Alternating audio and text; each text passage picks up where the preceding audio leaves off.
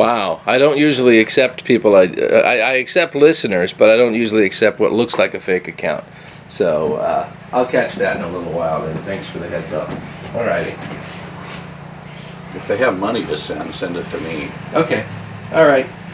Thanks. I'll get back to you in a little while. Cal, We're heading home tomorrow. Actually, this is a good idea. Bye. Because you sit down, especially like in this situation, and it's like stuff just. Okay, that was good. It's therapy. That was good practice. Okay. There was no sound on. I apparently didn't check my microphone, but now I've got audio, and I've got. We're not going to talk about that. We're not going to talk. No, we're not going to talk about the mistake. But let's do something first. We have to come back to that letter in a little while because. Well, I have to find it. It's all just. I don't know if I can. It's all just motions. Oh my God! You open right to it. Okay, let's do this. Want to be on there. All right. First of all, I'm here with John Williams, Steve Lloid, Bryan O'Neal. I'm here with him. I'm always with that guy. Yeah. So John opens up his memory book here, and first page he turns to. Read that line. Well, it says John Williams has left 62 KGW to pursue other interests. What were those interests? I didn't so have much more interesting. The unemployment office, checking the carpeting out, taking numbers. That's what I did. But read this line because that'd be egotistical. Yeah, for you to read it. Yeah. John was an integral part of the legendary success of 62 KGW, and I'd like to salute his 12-year career. You know what that means? That means I had to kiss a lot of ass to rise to mediocrity. It's always difficult to say goodbye. John Williams is one of the nicest people I've ever worked with. And that right there is probably why Jim LaMarca got fired. Yeah, For there writing you go. such a nice piece about him. Well, at that time, yeah, because they would Well, fire I think Jim had, what, 4 more months? 5, 6 more Yeah, months? there wasn't much more done. Actually, He's a good Mark guy, turned too. out to be a real good guy. Right. We all hated him, of course. But, I mean, then Yeah. he turned out to be a Yeah, he real was a nice good guy. guy. So, yeah. All right, so let's talk, John, about the how you got to KGW. What were your goals at the time? Was that a big career goal? Was that? Go ahead, be honest. Be honest. Really, do you want me to be honest, or is this for... No, be as candid as Dorothy possible. I guess she won't see Dorothy's this. not going to see No. this.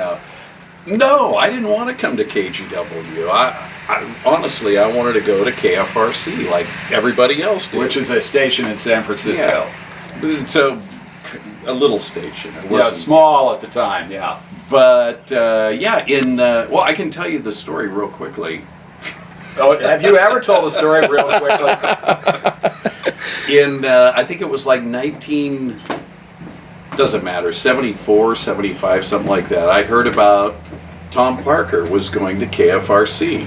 Mm-hmm. And there was a utility shift open at KGW. And so I put an air check together, came down, saw the legendary program director that we all love, Mike Phillips.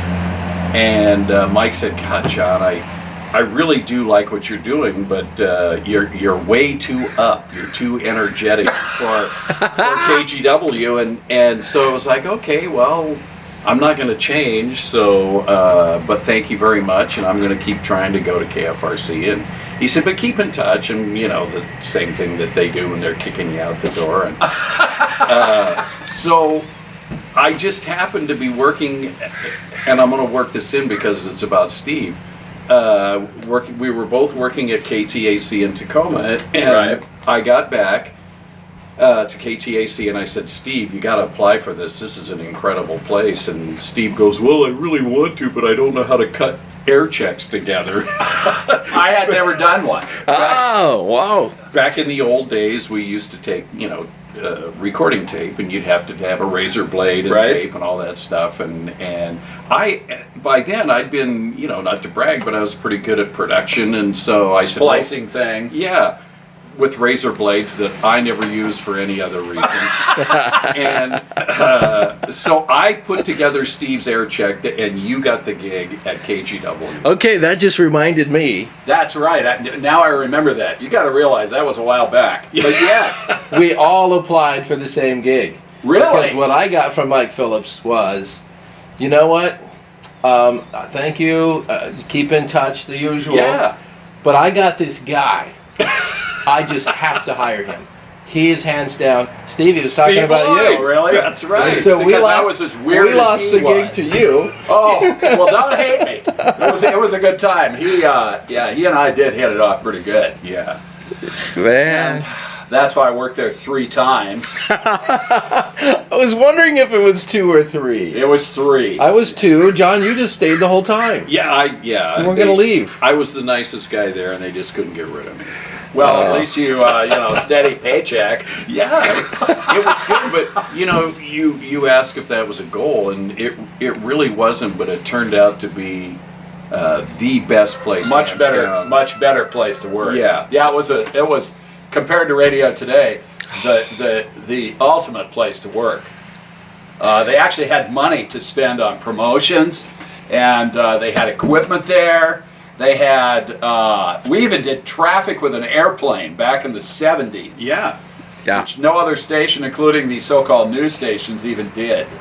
Well, I believe we even had a bigger news station than news team than the so-called news stations. That's true. Yeah. It's quite a news team.